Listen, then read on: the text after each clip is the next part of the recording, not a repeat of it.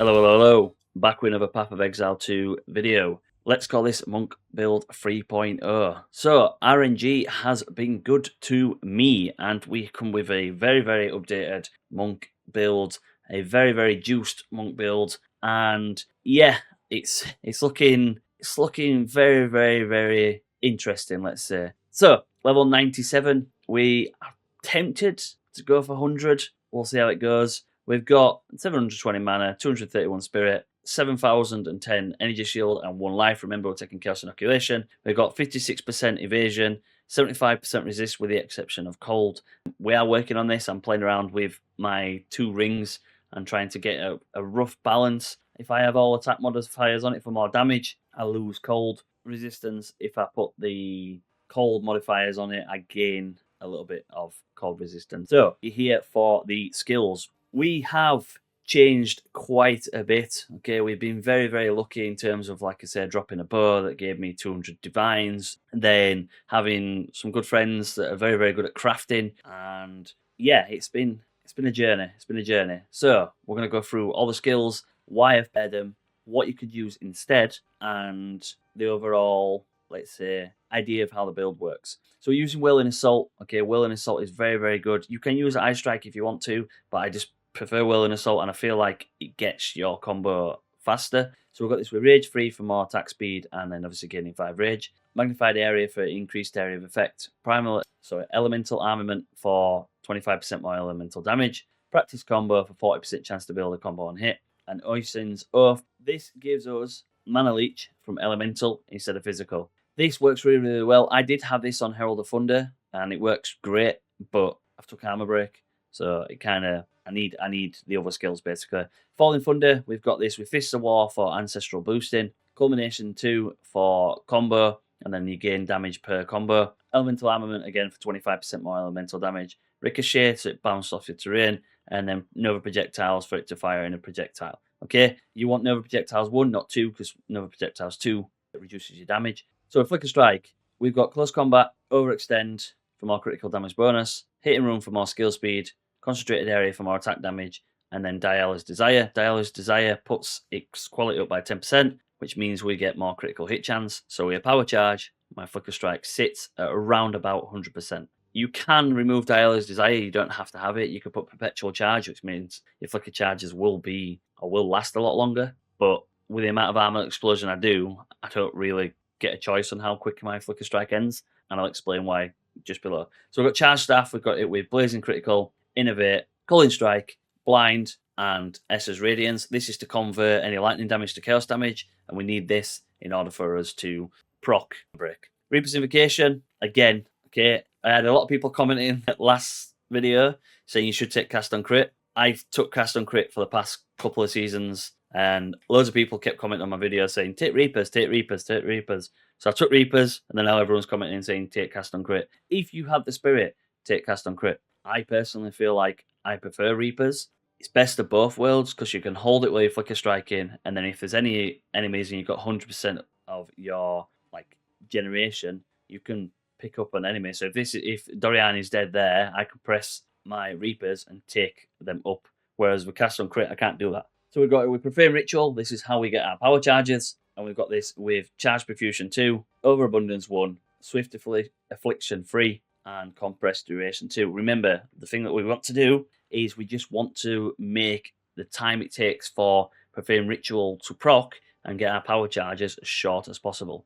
I'm running Blasphemy. I did say I was going to run it and I was going to try it. It works really, really well. Either it's a placebo, and I'm thinking it doesn't, or it does. So we've got this with Vulnerability. So it inflicts total armor, basically minus 12,930 to the total armor. Temporal Chains, which slows the target by 57%. Ritualistic Curse, which basically gives them increased area of effect. And then they have a 30%, they erupt after 30% more delay. 25% increased magnitude from Heightened Curse, and then Magnified Area for 45% increased area effect. So that's why you can see the purple and the red aura around me here. So when you get near an enemy, you'll see them that I will actually break their armor or remove some of their armor. And then the Temporal Chains means it slows them down. It's very, very good. It's very good for survivability as well. Herald of Thunder, we have this with Magnified Area, Chaos Attunement for more chaos damage, Armor Explosion, Only Tells Embrace, and Uruk's Smelting. This is what's causing Armor Break. Nothing else. There's no Herald of Thunder. Sorry, no Herald of Ice. It's just this here. So as you can see, I've got 254 to 1,311 chaos damage. When I have charged staff, my chaos damage will increase a bit more as well. What's happening is you have Only Tells Embrace, which basically breaks armor equal to 20% of chaos damage dealt by supporter skills. And then the supporter skills give 40% of physical damage as chaos damage. This allows you to fully break it, and they take permanent damage, and you break their armor by 70% more.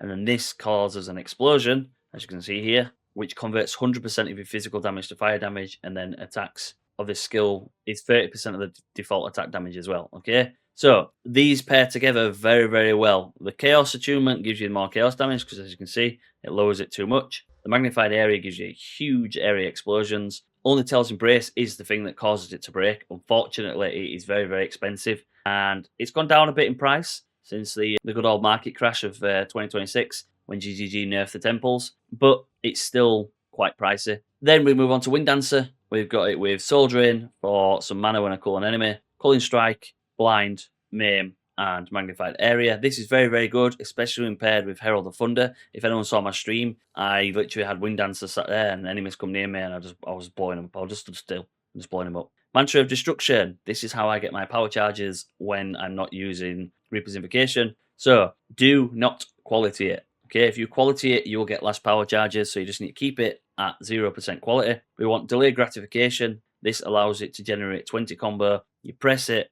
it gives you power charges. Hit a few more enemies, press it again, and it gives you more power charges. You also get a buff of 68% chaos damage, because that's what mine is at level 19. And then you get a buff of, I'm pretty sure it's 10% damage. No, 7% damage per purple flame. Yeah, purple flame there. 7% is extra kind of chaos damage and stacks up to 10 times. So you get an extra 70% plus an extra 68% of damage. So this, when you pop this, causes huge armor break and huge explosions. We've got mobility, so we get 25% less movement speed penalty. Prolonged duration for more skill duration. Charge Perfusion, we can randomly get a charge, so we can get a endurance charge or a frenzy charge. And then Airlift Chimes. As I said before in the previous video, if you want to socket it correctly, you cannot socket Charge Perfusion into it first. Okay, you need to socket Airlift Chimes in order for it all to work, because that'll socket in, and then that's how it works. Airlift Chimes needs to go in first, and then everything else. You can run Hand of Chayula, put Airlift Chimes in, put Charge Perfusion in, and put Culmination in.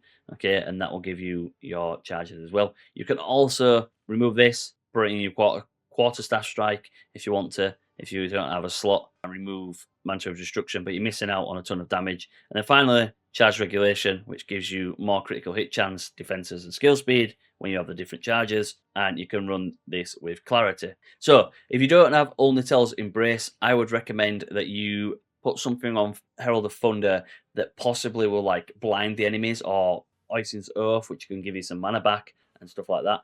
Ideally on here, I could probably do with removing Magnified Area and putting on Armor Break free, which means I can break armor and I get an endurance charge when I break an armor, because then I'll get an endurance charge every time I do it, which means when you go down to charge regulation, you can see here, I gain more defenses when I break an armor.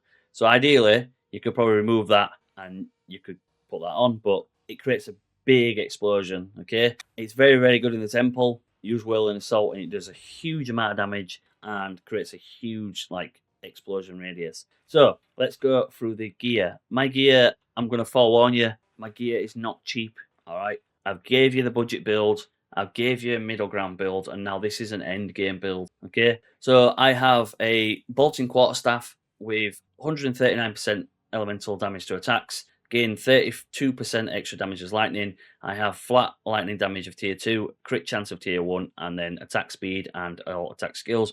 The only way to make this Quarterstaff better is, for 1, give it 3 sockets, 2, put this at tier 1, and then 3, remove the attack speed and put critical damage bonus. If I put all that, this staff will be absolutely amazing. This will be the bee's knees, as it's called. Then we've got a helmet with power charges. So this gives with 456 energy shield. Again, it's anointed with the extra power charges on top. We've got a bit of intelligence and some lightning resistance, and then Spirit Reservation. Spirit Reservation is very, very good if you are struggling to maintain spirit. Amulet, this is the same one from the last video. We've got it with anointed with subterfuge mask, and we've got it with like evasion, energy shield, crit hit chance, crit damage bonus, and then 14% of damage is recouped as mana. Very, very good. Then we've got a new jacket with 1,355 evasion and 517 energy shield, and we've got this with resist, bit of dexterity. That's about it, really. Got some new boots with 60% increased socket effect of items with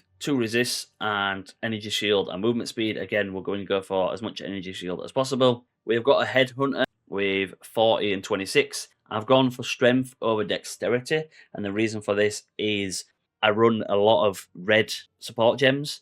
And I found myself having to change stuff around, and it allows me to make sure that in my tree I have whatever I can on dexterity or intelligence as well. We got this anointed with, or enchanted, sorry, with 18% increased maximum energy shield. Then we've got some gloves with flat damage, +2 to melee skills, critical damage bonus, and increased socket effect of items. Then we've got this with the Idol Sirius. 2 rings. So we have a new ring, which has got flat damage, leech, and resist. And then we've got a unset ring with flat damage, cold, elemental, and fire resistances.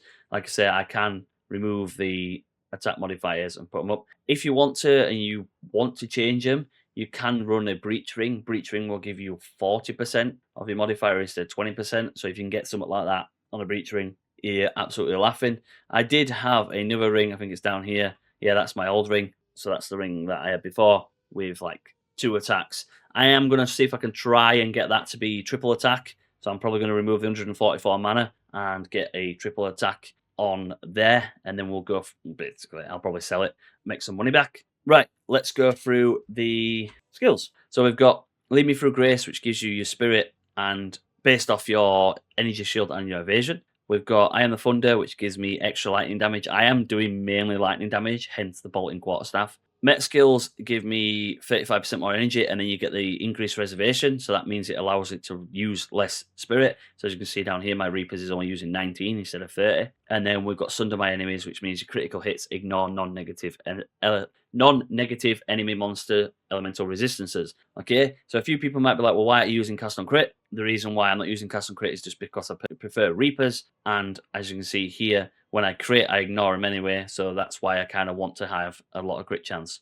So we take Flow Like Water, Mindful Awareness, and Step Like Miss. Again, these are all for like Energy Shield, Movement Speed, Mana Regen. I have taken Energy Shield Delay here. I am trying to get it so I don't have to use the Sanguis Gloves or the Satchel Belt. I'm trying to figure it out, see if I can get the Energy Shield as low as possible. Sorry, the Energy Shield Recharge as low as possible while maintaining very, very good damage. My damage is high. I possibly could drop some damage and these on. We've got Crashing Wave for more damage if you dealt a critical hit in the past 8 seconds. Concussive Attacks for more attack damage and more chance of days. Immaterial for more evasion rating if it started in the past 2 seconds, and then more evasion rating while you have a shield. Power Within for critical damage bonus if you gained a power charge, +1 to maximum power charges. Remember, you get a total of 6 because you get 3 from your passive tree, and then you get 7 if you want to get the helmet, and then if you get the power tread boots, you can get 8. Then we've come up here and we take Critical Exploit for more critical hit chance. Melding for more energy shield, but we have a bit of reduced mana. Dampening Shield for more energy shield and Stun Threshold. Remember, we want to take Stun Threshold as much as possible. This, because you're using Chaos Inoculation, you don't want to get stunned or frozen. Pure Energy for more energy shield and intelligence. Up here, we've got a jewel that's got 14% increased critical hit chance, 15% increased critical damage bonus, 15% faster start of energy shield recharge, and then 14% increased elemental damage. I am tempted to take this jewel, which gives me more energy shield, more critical damage bonus, recover 2% maximum mana on kill, and elemental damage. I picked this up for about 65 divine. This is what I mean. It shows you how much this build is. Then we come across and back down here, and we take Killer Instinct for more attack damage well on full or low life. We are classed as being on full life because we are Chaos Inoculation, so we get 40% attack damage. True Strike, Folly Jugular, and Deadly Force. These are all really, really good nodes, and this gives you critical hit chance, critical damage bonus, and damage if you've basically dealt a critical hit. Then we've got Spectral Ward for +1 to energy shield per 12 evasion on the equipped body armor. So the more evasion you have on the body armor, the more energy shield you will get. Then we've got Careful Assassin, which reduces my critical damage bonus, but it boosts your critical hit chance by a massive amount. We've got Chaos Inoculation for basically immune to chaos damage and bleeding. This here, I am trying something with build with weapon slot 2. So realistically, you can ignore it. But if you are struggling and you find yourself freezing, maybe add Shimmering Mirage on and see if you can get this to work.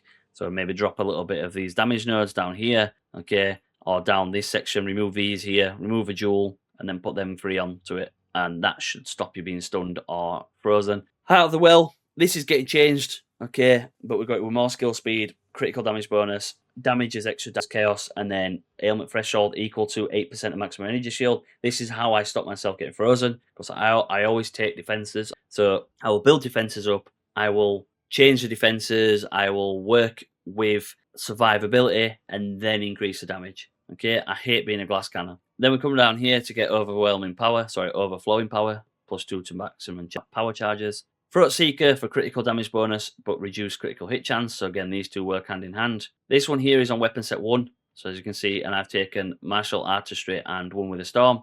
So this is critical damage bonus and accuracy, dexterity, and it counts as consuming an extra power charge. Down here, we've got Chakra of Impact for more attack damage, and then we'll deal 8% attack damage. 8% increased damage per combo. This is mainly for Falling Thunder. Ideally, I probably don't need it. Possibly with Chakra of Rhythm as well. Attack speed and chance to build up a combo on hit. I could probably drop these 2 nodes here, and then maybe move and take these 2. So then it gives me more energy shield recharge. Okay, so it puts my recharge down to like 2 seconds. Because I build a lot of combo anyway, especially with practice combo. So as you can see, where is it? Build a combo and hit. Gain additional combo on hit is 75%. So I'd gain a 55% chance to gain additional combo. I'll play around with it. If you see it in the path of building, then I've kept it. If it's not in the path of building, then I've removed it. Then we've got Dizzying Hits and Stupefy. This gives you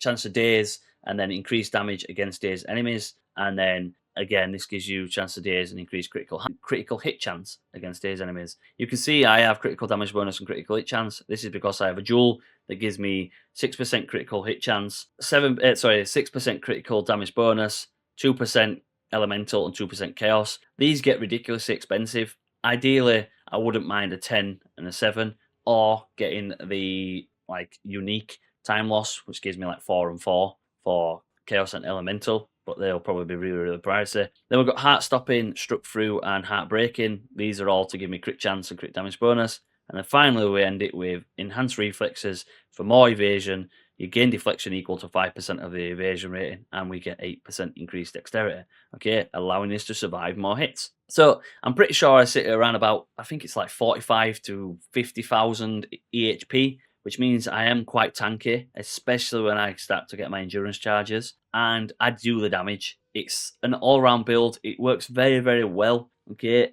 For people that are struggling, all right, just ensure you have defenses and ensure that you have some form of way to regenerate your mana. It's vital, okay? It's all right you being able to do the damage, but then if you come into a situation where you need to survive, damage might get you out of it, but it might not, all right? I just remembered I forgot to show you this jewel here. This jewel gives me lightning damage, critical damage bonus, elemental damage, and then again, elemental ailment threshold. So you can see I'm going for a mix of damage and a mix of survivability, okay? I'm not a glass cannon. I want to survive. I don't like losing 10% XP or 2.5% XP if you've got I ain't even got one on, but yeah, if you've got the Omen on. So anyway, this has been the build video. If you've liked the video, please like, comment, and subscribe, and I will see you tomorrow when I am live again. Any questions, drop a comment below, jump in the Discord. We're a friendly bunch. There's a lot of people in there, very good crafters. Just a good